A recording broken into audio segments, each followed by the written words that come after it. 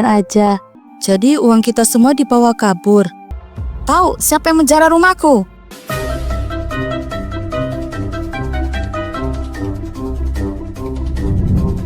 Pagi itu di rumah Bu Jamila sudah ramai.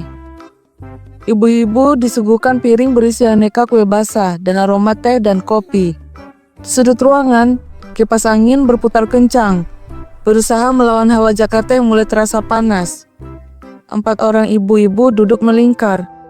Pertemuan arisan bulanan kali ini terasa lebih serius dari biasanya. Ada topik genting yang harus dibahas. Jadi gimana, Bu? Masih mau lanjut arisannya lama?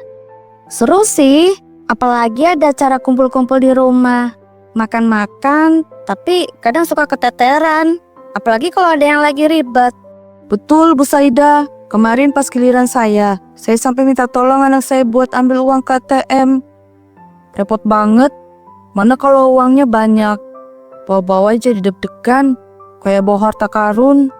Nah, makanya saya tuh ada ide. Gimana kalau kita coba arisan online aja? Teman-teman saya di kompleks sebelah udah banyak yang pakai.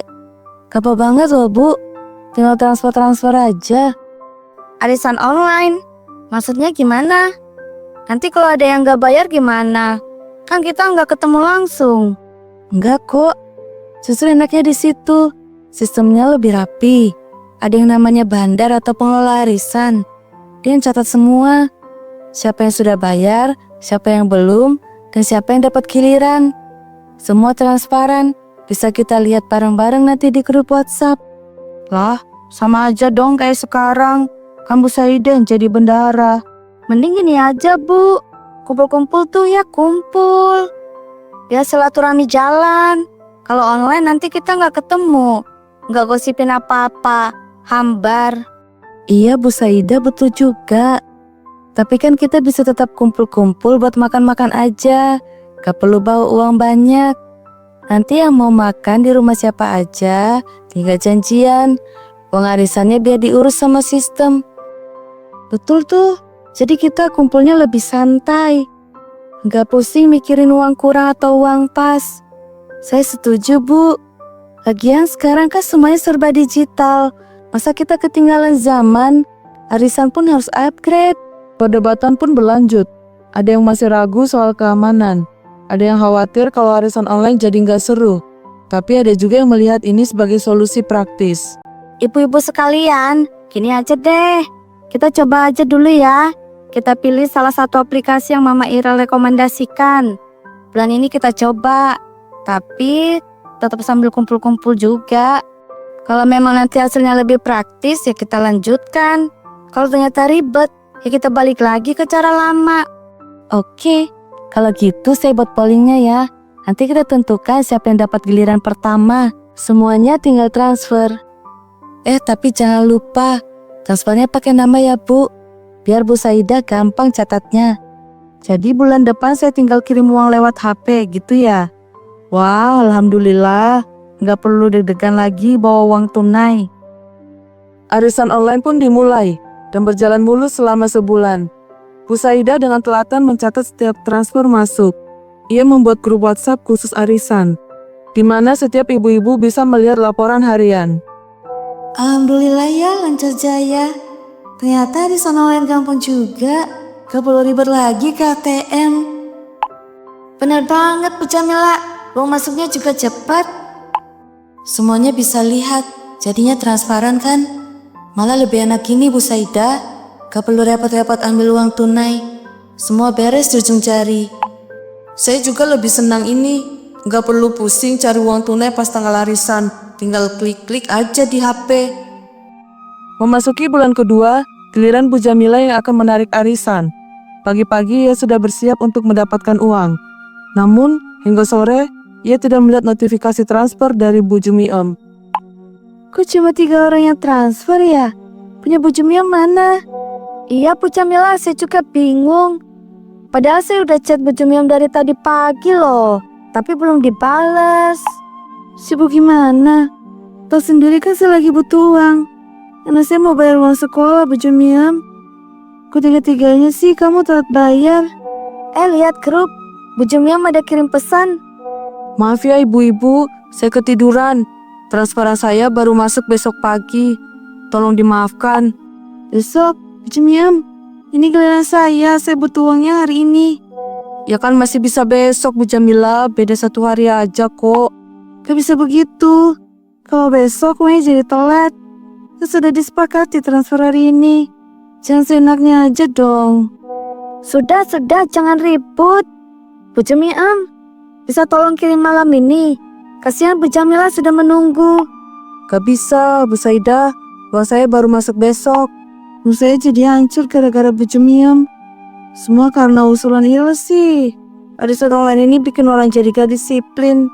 Saya juga jadi gak enak kalau begini terus. Kan bisa-bisa kita jadi ada konflik. Saya juga jadi males pegang arisan. Sabar, Bu Saida, Bu Jamila. Namanya juga lagi coba-coba. Bu Jumiem, untuk kedepannya jangan terulang lagi ya. Kita semua harus lebih bijak.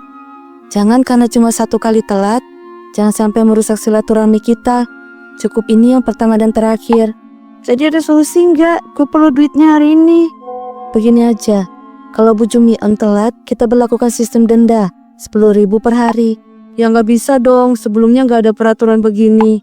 Bu Jumiem, kalau udah salah jangan keras kepala. Ini demi kebaikan dan gak ada yang dirugikan loh. Ketegangan di grup semakin terasa. Bu Jamila merasa Bu Jumiem tidak punya etikat baik. Sementara Bu Jumiem merasa Bu Jamila terlalu berlebihan. Akhirnya, Bu Jumiem mentransfer uang keesokan harinya. Namun hubungan keempat ibu-ibu itu sudah terasa canggung. Memasuki bulan ketiga, ketegangan di antara mereka sudah mulai mereda. Meski obrolan di grup WhatsApp tidak seramai dulu, giliran Bu Irel yang akan mendapat uang arisan. Pagi itu seperti biasa, ia menunggu laporan transfer dari Bu Saida. Namun pesan yang ia tunggu tak kunjung tiba. Kok belum ada kabar dari Bu Saidah ya? Bu Jumiem, Bu Jamila, sudah transfer? Sudah Bu, dari kemarin. Bukti transfer sudah saya kirim ke Bu Saidah. Saya juga sudah Bu Ira, sudah dari pagi buta. Nomor yang Anda tuju sedang tidak aktif atau berada di luar. Bu Saidah nggak bisa dihubungi, teleponnya mati, WhatsAppnya juga centang 1. Jangan-jangan Bu Saida kenapa-napa? Kalau kenapa-napa, pasti ada yang ngabarin Bu. Tapi ini nggak ada sama sekali. Atau jangan-jangan kabur? Gimana kalau kita ke rumah Bu Saidah aja? Boleh? Sore jam 3 kita ketemu di rumah Saidah. Kok sepi begini ya? Padahal biasanya Bu Saida sudah di depan rumah nyiramin tanaman. Sudah kuduga, firasat saya nggak enak. Kemarin Saidah kan sempat minta pinjam uang juga, tapi saya tolak. Dia pinjam uang, kenapa nggak cerita? Ya mana saya tahu, dia cuma bilang lagi ada masalah keuangan. Saya pikir cuma masalah kecil. Jadi uang kita semua dibawa kabur. Sepertinya begitu, ini pasti gara-gara alasan online. Kalau ketemu langsung, kan gak akan terjadi begini. Sekarang gimana? Apa kita lapor polisi? Percuma, gak ada bukti apa-apa selain chat grup. Lagian kita tidak ada surat perjanjian. Yang ada, malah kita nanti yang ribet. Padahal uangnya mau gue pakai beli kulkas baru.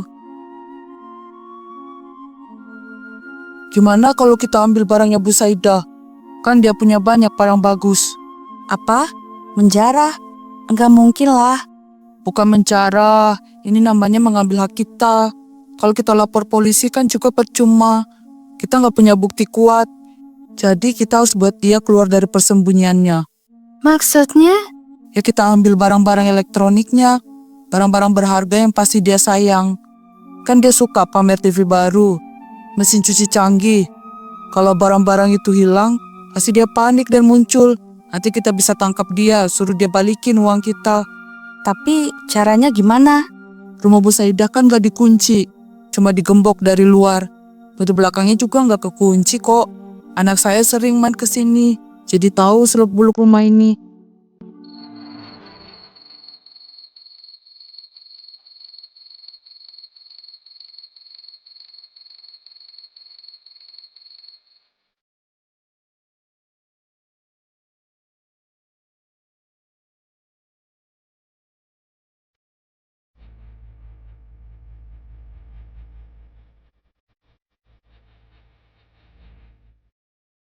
Sebulan telah berlalu. Bodoh banget kan mereka, terlalu percaya sih sama orang. Kalau aku kembali sekarang, pasti mereka sudah melupakan masalah arisan. Ternyata selama ini Saida bersembunyi di apartemen. Ia dengan sengaja mematikan ponselnya, memutus semua komunikasi. Kemana semua barang-barangku? Apa ada maling? Apa ada maling? Maling! Siapa yang sudah berani menjara rumahku? Aku harus ke Mama Irel nih. Irel? Irel? Keluar lu! Saida? Guys, sekarang Saida di rumah gue. Tahu siapa yang menjara rumahku? Heh, Saida, mana duit gue? Kabur kemana lo selama ini? Udah ngilang sebulan, datang marah-marah. Jadi kamu udah pulang? Sudah bosan jadi buronan? Maksud kalian apa? Bos Saida pikir kami bodoh. Kami semua nunggu sebulan. Tapi Bos Saida gak pernah muncul. Jadi kalian yang menjara rumahku? Kami nggak menjara. Kami hanya mengambil kembali hak kami. Kamu pikir barang elektronikmu lebih berharga dari uang kami? Malah nanya siapa yang menjara. Seharusnya kami yang bertanya. Kapan Bu Saida balikin uang arisan kami? Kamu pikir kami akan diam aja? Aku akan balikin uang kalian. Tapi syaratnya, barang-barang gue juga harus dikembaliin. Kalau cuma ngomong kami gak percaya. Bu Saida kembalikan dulu uang arisan kami. Kalau enggak kami akan lapor polisi. Ya silahkan kalian lapor polisi. Kata gue mah, percuma kalian lapor polisi. Kalian kan gak punya bukti kalau gue bawa kabur uang arisan. Gue juga udah gak tahu lagi harus berbuat apa. Saida benar-benar gak punya hati. Dia malah pergi begitu aja. Uang kita masih bisa balik lagi nggak ya? Kita bersabar aja. Setidaknya kita sudah beri dia pelajaran. Kita kasih waktu sampai minggu depan. Kalau Saida nggak balikin duit kita juga, barang-barang elektroniknya kita jual. Nah, kalau ini saya setuju. Gak ada lagi batas toleransi untuk Saida. 1 minggu kemudian. Sore itu, grup WA arisan mereka yang sudah lama sepi, tiba-tiba berbunyi. Ibu-ibu, saya dapat kabar dari grup arisan sebelah. Bu Saida sudah dilaporkan ke polisi.